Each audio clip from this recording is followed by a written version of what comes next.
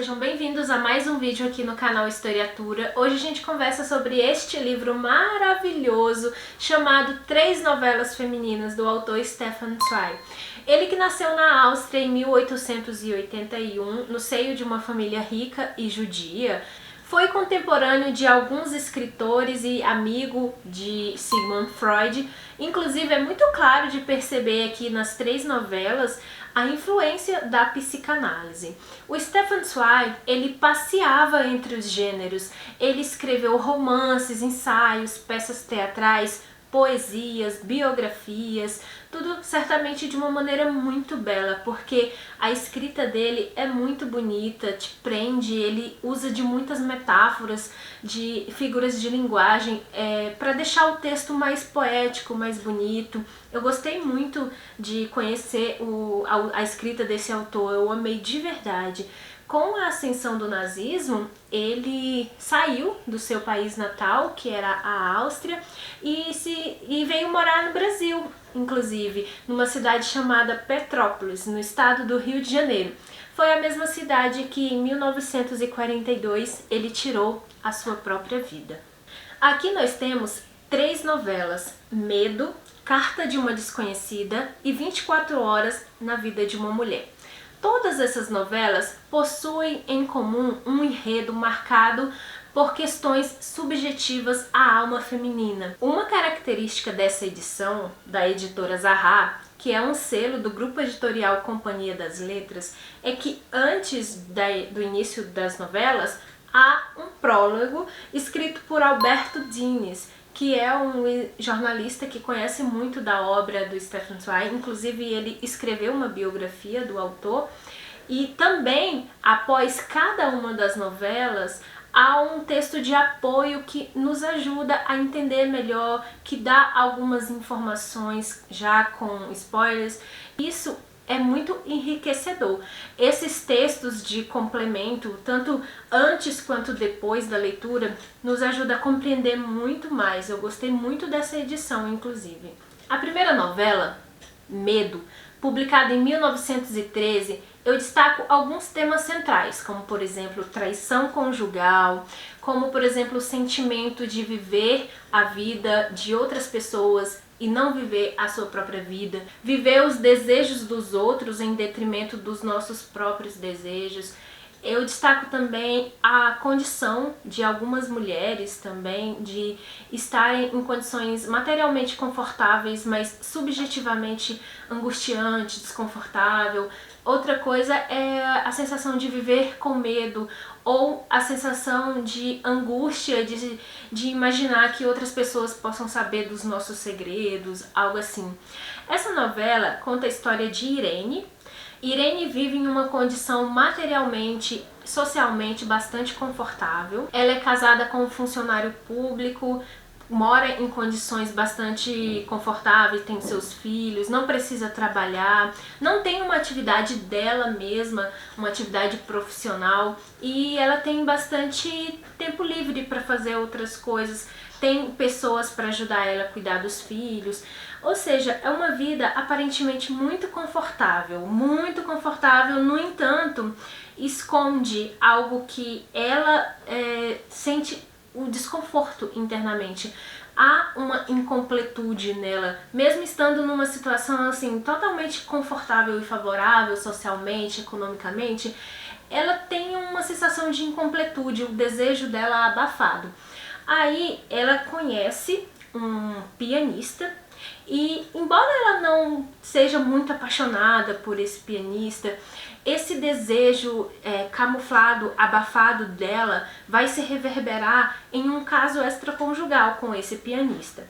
Eles começam a se encontrar, até que em um certo momento ela é abordada por uma mulher que aparentemente tem alguma relação com esse pianista e diz a ela que conhece o seu segredo, que vai falar para o marido dela tudo o que sabe. E a Irene fica muito angustiada, porque ela teme muito perder toda essa situação de conforto, a casa maravilhosa, as boas condições de vida, a convivência ali harmoniosa com os filhos e o esposo. Ela sente uma angústia muito profunda, um medo. E essa chantagista, uma mulher, ela vai se mostrando uma pessoa bastante chantagista, começa a chantagear a Irene, pedir dinheiro ou pedir objetos, e Irene vai cedendo por causa desse medo, dessa angústia de ter tudo desabando, né? E até que chega um momento que começa a ser insustentável. A Irene começa a perceber que essa mulher vai ficar chantageando ela por muito tempo. E aí vem um dilema, assim, que vem um questionamento. E tudo isso é escrito de uma maneira, assim, com bastante suspense. O autor consegue fazer um suspense que vai nos prendendo, porque a gente quer saber o que vai acontecer. Se é a Irene que vai contar para o marido, ou se a chantagista vai contar para o marido, o que vai acontecer. Mas vai acontecer alguma coisa. Então, o enredo se passa nisso, nessa angústia a Irene sente e esse medo angustiante e esse desejo também dela, esse desejo protagonista que veio através da traição. Quando eu digo que a narrativa do Stefan Zweig é bastante surpreendente, envolvente, vai prendendo a gente, e quando ele fala desse sentimento da Irene, assim, que começa a ser um certo angústia e depois ela vai para casa e vê que tá com medo de perder tudo aquilo, veja bem como o autor descreve as emoções da Irene. Ele fala ondas subterrâneas da emoção. Veja bem, agora que a criada lhe tirava o casaco, que ouvia o filhinho brincando no quarto ao lado com a irmã mais nova e que seu olhar já mais tranquilo via os objetos familiares ao seu redor, seus pertences, seu abrigo, Irene reconquistava uma aparência de calma, de domínio da situação, enquanto as ondas subterrâneas da emoção batiam, ainda dolorosamente, no peito aflito.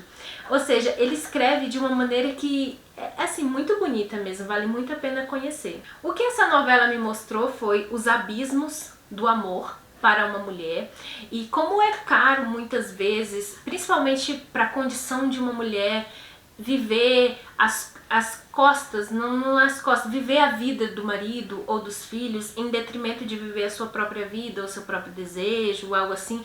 E também daquela sensação de perseguição, uma sensação de angústia, de medo de que alguém saiba o nosso segredo mais profundo, algo assim. E sobretudo o que essa novela me fez pensar foi em coisas assim que não são ditas, mas muitas mulheres sentem. E é muito difícil a gente observar, principalmente mulheres que vivem em condições economicamente muito favoráveis, mas que não possuem uma atividade profissional delas mesmo. E isso é um pouco claro de perceber na narrativa, no entanto não fica tão claro de perceber na vida real. A segunda novela, Carta de uma Desconhecida, confesso que foi a minha preferida. Eu gostei muito desta novela, foi a minha preferida com certeza. Ela foi publicada pela primeira vez em 1922. Aqui nós vamos acompanhar a história de um senhor, um escritor, que regressava de Viena no dia do seu aniversário de 41 anos de idade. Quando ele chegou em casa, o seu criado informa que algumas pessoas deixaram algumas lembranças, passaram aqui, e também algumas correspondências chegaram para este escritor. E aí o escritor pega as correspondências e nota que havia uma carta um pouquinho mais grossa, um pouco maior, mais de 20 páginas. E ele fica assim um pouco curioso. E o que deixa ele mais curioso é que essa carta não tinha um remetente, não estava escrito de quem era, quem que escreveu, quem que enviou. E ele ficou curioso, não, vou chegar, vou ler uma carta bem grande. E aí quando ele chega em casa, ele entra, toma banho, relaxa, senta na poltrona e começa a ler. Aí a história começa. O título da carta era A Você que Nunca Me Conheceu. E aos poucos ele vai percebendo que esta carta foi escrita por uma mulher que era muito apaixonada por ele, uma mulher desconhecida para ele, só que essa mulher conhecia muito bem ele, tinha um amor platônico, um amor envolvente por ele desde quando ela tinha 13 anos de idade. E a narrativa vai contando a história dessa mulher que foi marcada por esse sentimento de amor, de um amor servil, de um amor platônico, de um amor... Chega até a ser humilhante, o tanto que ela amava este homem e o tanto que a vida dela foi marcada por esse amor. Esse escritor, ele era visto como um homem muito sedutor, um homem muito culto, muito inteligente, que todos os lugares que ele passava, as pessoas gostavam dele, tinham simpatia por ele, principalmente as mulheres. E isso ela começava a perceber, só que dava uma angústia para ela, perceber que ele era especial, mas ele era especial com todo mundo, ele tratava todo mundo bem. E ela começou a sentir mal a vida inteira, por perceber que o destino dela seria amar aquele homem de uma maneira distante, ou então seria ter aquele homem somente na imaginação. Veja bem como Stefan Zweig escreve sobre esse ar sedutor do escritor e também do sentimento que ela tem depois de descobrir que ele é um cara muito especial, mas especial com todo mundo.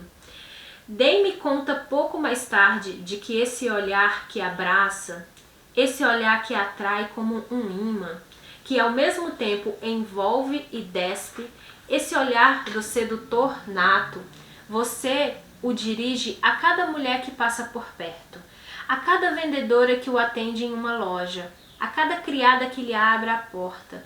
Dei-me conta de que em você esse olhar não tem nada de consciente, que é destituído de vontade ou inclinação, mas que a sua ternura para com as mulheres confere a ele inconscientemente um ar doce e cálido quando se dirige a elas. Ou seja, aqui ela percebe que o destino dela vai ser amar esse homem de uma maneira distante. E ela escrevendo isso na carta, ele vai percebendo aos poucos que essa mulher amou muito ele, ama muito ele, só que ele até então não sabe quem é essa mulher. No final da carta, ele vai descobrir muito bem quem é essa mulher, vai saber quem é essa mulher e por que ela escreveu essa carta para ele. Essa novela me mostrou algumas coisas que eu gostaria de comentar aqui.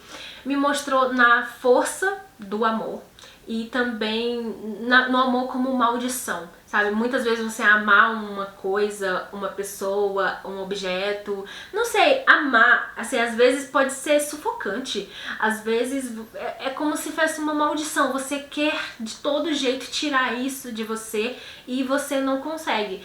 E outra coisa que eu gostaria de comentar também é que às vezes o amor, uma paixão, quando você conhece na adolescência ou na infância também, por que não, né? Esse amor, ele pode marcar a nossa vida inteira, pode determinar o nosso destino e como que essas dinâmicas da vida acontecem. Outra coisa que eu pensei foi que muitas vezes as pessoas que estão ao nosso lado são pessoas desconhecidas. Não fica claro quem são essas pessoas, mas se a gente reparar direitinho, com carinho, com atenção, fica claro quais são os desejos daquela pessoa para conosco, que fica claro o que aquela pessoa sente nos gestos, na atitude, às vezes até no sentido mais servil. Você vai ver uma pessoa extremamente gentil com você especificamente, e essa gentileza ela se direciona somente a você, fica claro que há um desejo ali, um outro desejo que muitas vezes não fica explícito. Outra coisa que eu pensei, além disso, claro, foi no que as mães fazem pelos filhos. Muitas vezes as mães guardam segredos a vida inteira para não magoar os filhos ou para não causar traumas aos filhos. E para finalizar, me fez pensar também no sentimento da indiferença, porque muitas vezes nós reprimimos, escondemos, fazemos coisas ruins com a gente mesmo para que a gente não sinta um desprezo advindo de alguém que a gente ama ou de alguém que a gente gostaria que amasse a gente. Então, o sentimento da indiferença, do desprezo, ele é muito ruim, ele causa traumas e faz com que a gente vá para caminhos às vezes muito tortuosos. Olha e como ele escreve isso, como ele descreve esse sentimento de indiferença, esse sentimento que ela ia ter, que ela percebe vindo dele. Isso é muito bonito. Vamos lá. Todas as formas possíveis do seu desagrado, da sua frieza, da sua indiferença, eu imaginei todas elas em visões apaixonadas, mas nem mesmo nos momentos mais sombrios, na consciência mais profunda de minha insignificância, eu ousara considerar aquela eventualidade, a mais terrível de todas, que você jamais tivesse notado a minha existência. Hoje compreendo. Ah, você me fez compreendê-lo, que o rosto de uma jovem, de uma mulher, é para um homem necessariamente um objeto muito variado. Na maior parte das vezes não passa de um espelho, onde se reflete ora uma paixão, ora uma infantilidade, ora uma lassidão, e se apaga tão rápido como se fosse de fato um reflexo, que o homem pode sem dificuldade esquecer o rosto de uma mulher, ainda mais porque a idade altera as sombras e a luz, e as roupas novas o enquadram de modo diferente. Isso é muito psicanalítico. Nesse trecho dá para observar muito bem as influências da psicanálise aqui, porque quando ele fala aqui, por exemplo, que o rosto de uma jovem, de uma mulher, é para um homem necessariamente um objeto muito variado, muitas vezes passa a ser um reflexo, um espelho. Pode falar muitas vezes do que o homem busca numa mulher, do que os homens buscam, né? O que eles estão interessados, se é que eles estão interessados nas mulheres ou será que eles estão interessados em alimentar o seu próprio desejo, né? E que as mulheres às vezes podem servir para uma finalidade. E aí cabe uma interpretação de cada um que vai ler este livro aqui. E sinceramente eu achei uma conexão com a psicanálise. O Stefan Zweig escreve assim de uma maneira muito bonita e eu fiquei impressionada porque como é que um homem que viveu no começo do século XX conseguiu ter a perspicácia de ver esses sentimentos que só as mulheres sentem. E o que ficou claro aqui nesta novela chamada Carta de uma Desconhecida é que, será que as mulheres são as únicas que amam de verdade? Que são os homens, eles amam, sim, claro, mas as mulheres amam de uma maneira diferente, de uma maneira mais intensa. E o Stefan Zweig coloca isso em palavras que eu sou incapaz de conseguir transmitir aqui o que está aqui no texto. E eu gostaria de verdade que vocês conhecessem essa novela chamada Carta de uma Desconhecida. Todas são muito boas, mas essa foi a minha preferida. A terceira novela, 24 Horas na Vida de uma Mulher, a gente vai acompanhando espécie como um retiro, algo assim, no litorâneo, se passa numa riviera, um local assim litorâneo, que pessoas burguesas, pessoas que possuem dinheiro para estar ali, para estar naquela condição, estavam ali apreciando o lugar, passeando, jogando conversa ao vento, contando caso, essas coisas. Até que em um certo momento, um jovem francês muito sedutor, muito bonito, calmo, educado, discreto e ao mesmo tempo super simpático.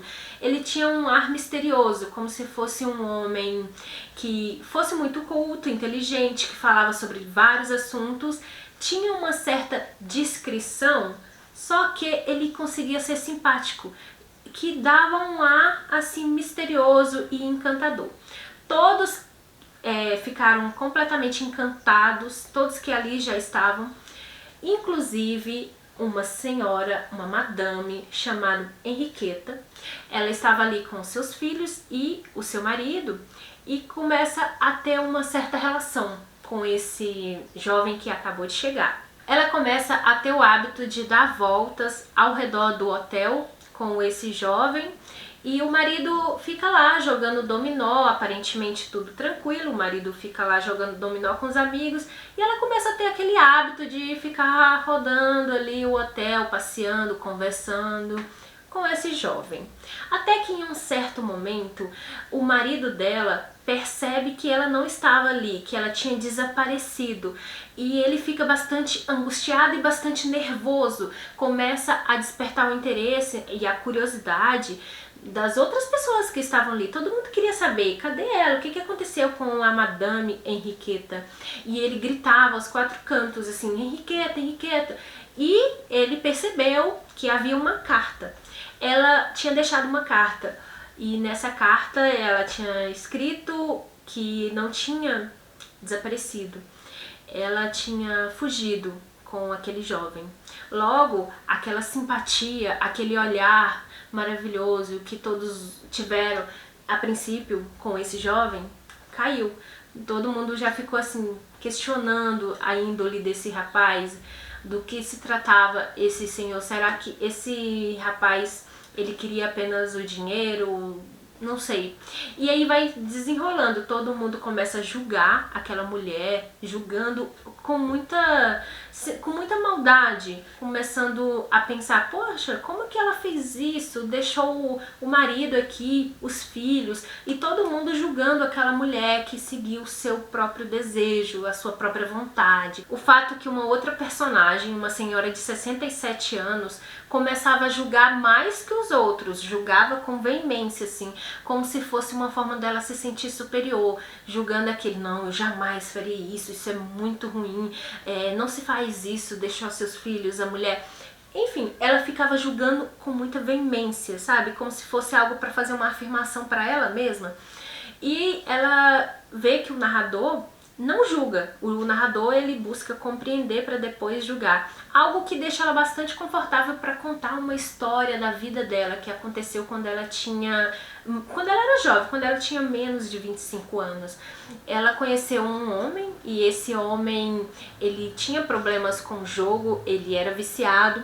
E foi uma história louca de amor que ela viveu e durou apenas 24 horas. E de modo geral, o que essa novela deixou em mim foi o poder de uma escuta sem julgamento e também no medo do julgamento. Muitas vezes temos muito medo do julgamento das outras pessoas, das pessoas que estão ao nosso redor. Além disso, muitas vezes o julgamento, quando ele é excessivo, você aponta com muita veemência, pode ser que seja apenas para camuflar uma verdade sua, algo íntimo, algo que incomoda, que parece que julgando é como se fosse uma forma de você se afastar daquilo e se sentir superior e esquecer que há aquilo também dentro de você. Então o julgamento, ele é muito complexo e essa novela nos faz parar para pensar sobre isso mesmo, sobre o julgamento.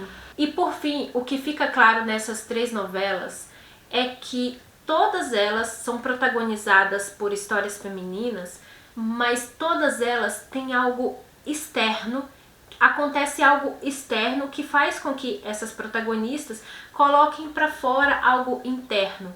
Por exemplo, no Medo, a Irene, foi preciso ela conhecer esse pianista, ter esse caso extraconjugal, para colocar para fora o seu desejo, algo que era dela, somente dela, que, por exemplo, ela morava lá com o marido, tinha uma situação confortável, mas não era dela, era do marido. Os filhos era do casal. Então, o desejo que veio que se reverberou na traição é como se fosse a única coisa que fosse realmente dela. E aí como se desdobra as coisas nessa situação, como isso acontece na vida, como é o destino de uma mulher que tem a audácia de seguir o seu próprio desejo. Já na segunda foi preciso algo externo. Na Carta de uma Desconhecida foi preciso que algo acontecesse com o filho dela para que ela tivesse a vontade de escrever uma carta para esse escritor que marcou a vida dela, que foi um amor que ela nunca teve de fato, esse amor, e ao mesmo tempo marcou tanto a vida dela. Então foi preciso algo externo acontecesse para que ela tivesse a vontade de colocar isso para fora de alguma forma, mesmo que seja através de uma carta. E já na terceira 24 horas na vida de uma mulher, foi preciso acontecer aquela situação de uma traição, que a Madame Henriqueta traiu, deixou o marido e os filhos, para que aquela senhora se sentisse confortável de falar, de pensar sobre uma situação que ela havia vivido. E o fato dela ter tido uma escuta ativa, de uma escuta sem julgamento, foi tão importante para ela conseguir colocar isso para fora. Ela tinha essa necessidade de colocar isso para fora. E certamente, depois que ela colocou isso para fora, conseguiu olhar com outros olhos a situação daquela mulher que estava traindo o marido, que deixou o marido para viver o caso com um jovem. E é isso, as 3 novelas, elas são permeadas de beleza. Todas são muito bem escritas.